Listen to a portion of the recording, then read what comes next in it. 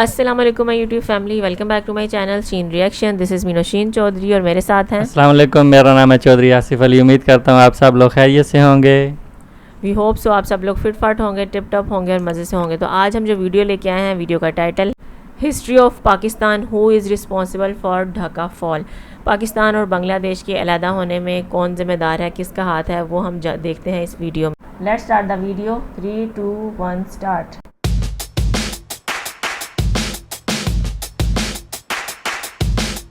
General Yahya نے مارچ 1969 میں صدر ایوب خان کو استعفیٰ دینے پر مجبور کیا اور چیف مارشل ایڈمنسٹریٹر بن گئے.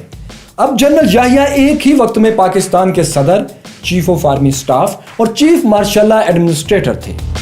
وہ چونکہ ایوب کے زوال کے اسباب دیکھ چکے تھے، اس لیے انہوں نے فوراً سیاستدانوں سے کوئی لڑائی مول لینے کے بجائے ایوبی دور میں سیاسی جماعتوں پر لگی پابندیوں کو ختم کیا.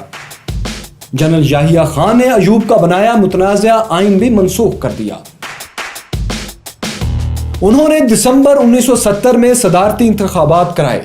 یہ پاکستان کی تاریخ کے پہلے عام انتخابات تھے جس میں ایک آدمی ایک ووٹ کا اصول استعمال ہوا. انہیں پاکستان کی تاریخ کے سب سے شفاف انتخابات کہا جاتا ہے، لیکن ان شفاف انتخابات کا نتیجہ بہت خوفناک برآمد ہوا.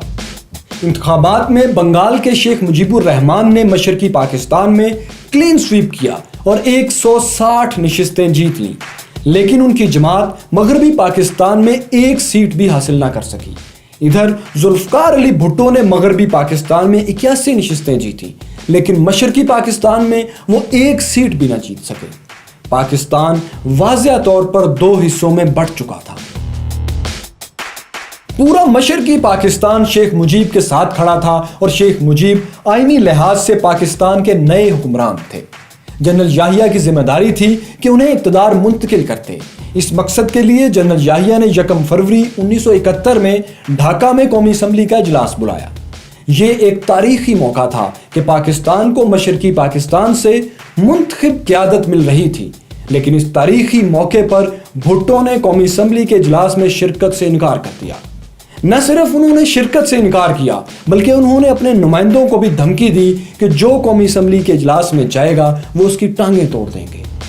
بھٹو کو شیخ مجیب کے 6 نکات پر اعتراض تھا. بھٹو سمجھتے تھے کہ شیخ مجیب کے 6 نکات پاکستان سے علیحدگی کے نکات ہیں، لیکن ماہرین کہتے ہیں کہ شیخ مجیب پر اعتراضات کے باوجود بھٹو کو اجلاس میں ضرور شرکت کرنی چاہیے تھی.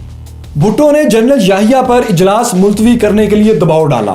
یاہیا نے یہ اجلاس ملتوی کر دیا. اجلاس کا ملتوی ہونا تھا کہ مشرقی پاکستان میں آگ لگ گئی. بنگالی سمجھ گئے کہ مغربی پاکستان کی اشرافیہ ہمیں اقتدار منتقل نہیں کرنا چاہتی. مشرقی پاکستان میں سول نافرمانی کی تحریک چل پڑی. بھارت جو پہلے سے موقع کی تاڑ میں بیٹھا تھا، اس نے باغی گروہ مکتی باہنی کے ذریعے مسلح بغاوت شروع کرا دی. مکتی باہنی کے مسلح گروہوں نے پاک فوج اور مغربی پاکستان کے حامیوں پر حملے شروع کر دیے. یہ پاکستان بچانے کا آخری موقع تھا. اگر اس وقت بھی ایک اجلاس بلا کر اقتدار انتخابات جیتنے والے کے سپرد کر دیا جاتا تو شاید پاکستان کی تاریخ کچھ اور ہوتی. گو کہ اب یہ اتنا سادہ بھی نہیں رہا تھا، لیکن جنرل یاہیا نے اقتدار منتقل کرنے کے بجائے یہ آخری موقع بھی گوا دیا اور بغاوت کچلنے کے لیے فوجی ایکشن شروع کر دیا. یہ ایک تاریخی حقیقت ہے کہ فوجی ایکشن کو بھٹو سمیت تمام بڑی سیاسی جماعتوں نے سپورٹ کیا تھا. پاک فوج نے مکتی باہنی کی بغاوت کو 9 ماہ میں کچل دیا، لیکن اس فوجی ایکشن کے نتیجے میں نفرت کی ندی کا پانی سروں سے بہت اونچا جا چکا تھا. دوسری طرف موقع کی تاڑ میں بیٹھے بھارت نے اپنی سازش کو ناکام ہوتے دیکھا تو انٹرنیشنل بارڈر کراس کرتے ہوئے مشرقی پاکستان پر حملہ کر دیا. پاک فوج چاروں طرف سے گھیرے میں آ گئی. جغرافیہ ہمارے خلاف تھا.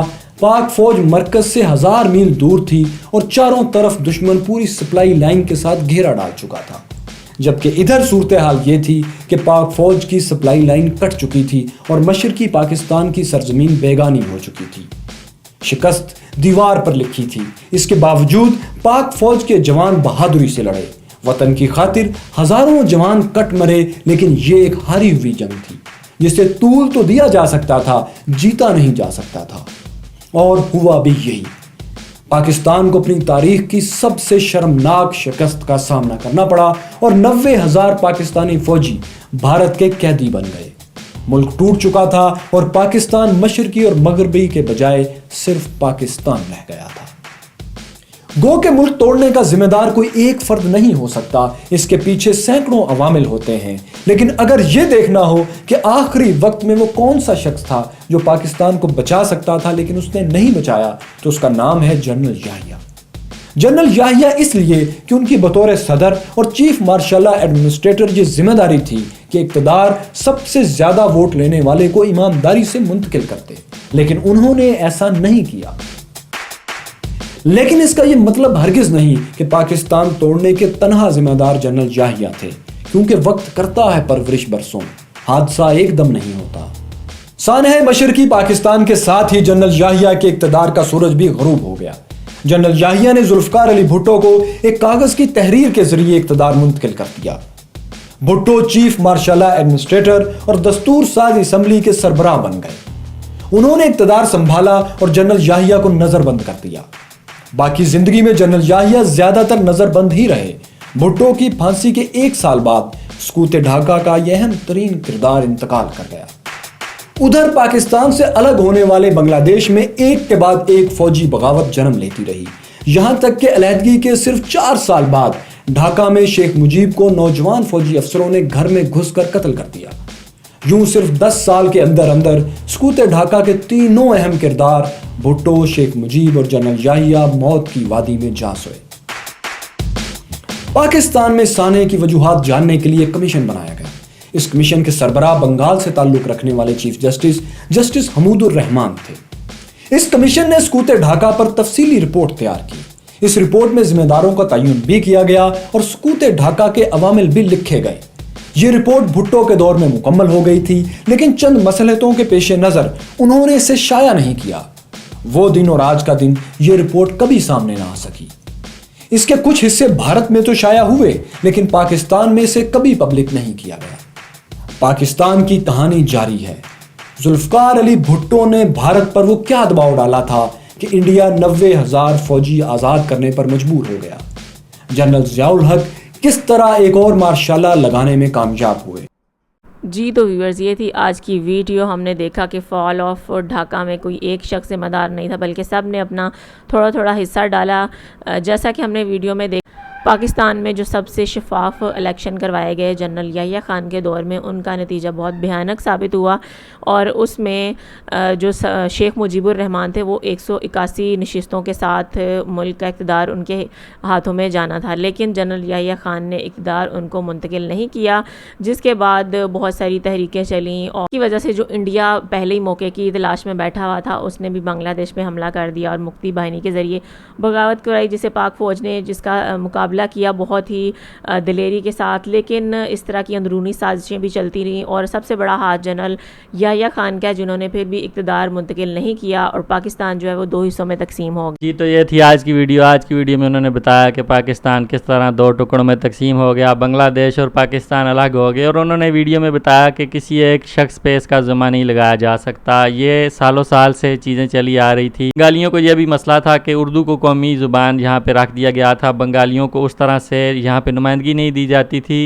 इस वजह से उनके अंदर बहुत ज़्यादा गुस्सा था और जब इलेक्शन जीतने के बाद शेख मुजीबुर रहमान को इक़्तिदार नहीं दिया गया तो भारत ने भी बीच में इंटरवीन किया। भारत ने फिर एक तंजीम बनाई मुक्ति बानी, उसमें उन्होंने बागी ग्रोह बनाया और वो बांग्लादेश को पाकिस्तान से अलग करने के लिए फ़ौज के साथ लड़ा और फ़ौज ने बगावत यहाँ पे कुचल दी, लेकिन भारत ने चारों तरफ से बांग्लादेश को घेर लिया और वहाँ पे पाकिस्तान के 90,000 जो फ़ौजी हैं, तारीख़ का सबसे बड़ा सरेंडर वहाँ पे हुआ और पाकिस्तान की जो ये शर्मनाक शिकस्त हुई और उसके बाद बांग्लादेश अलग हो गया। और जैसा कि उन्होंने बताया कि पाकिस्तान को अलग करने में 3 जो किरदार थे, जनरल याहिया, जुल्फ़िकार अली भुट्टो और शेख मुजीबुर रहमान, वो भी चंद सालों के अंदर इस दुनिया से चले गए और उसके बाद पाकिस्तान के अंदर यही पढ़ाया जाता रहा कि बांग्लादेश हमसे अलग हो गया, बहुत ज़्यादा अच्छा हो। लेकिन आज अगर देखा जाए बांग्लादेश की इकॉनमी हमसे बहुत ज़्यादा अच्छी है और आज पाकिस्तान के लोग जो हैं वो इस पे बात करते हैं। पाकिस्तान के मीडिया पर्सन, पाकिस्तान के जो पॉलिटिशियन है वो इस चीज़ पे बात करते हैं कि किस तरह से बांग्लादेश के साथ नाइंसाफ़ी की गई اور بنگلہ دیش کے لوگ آج ہم سے زیادہ خوشحال ہیں. ضرور بتائیے گا آپ کا اس بارے میں کیا رائے ہے. ویڈیو اچھی لگی ہو تو ویڈیو کو لائک کر دیں, چینل پہ ہو تو چینل کو سبسکرائب کر دیں اور بیل آئیکن کو ہلکا سا پریس کر دیں. ملتے ہیں نیکسٹ ویڈیو میں. Till then stay healthy, stay wealthy, stay awesome. اللہ حافظ.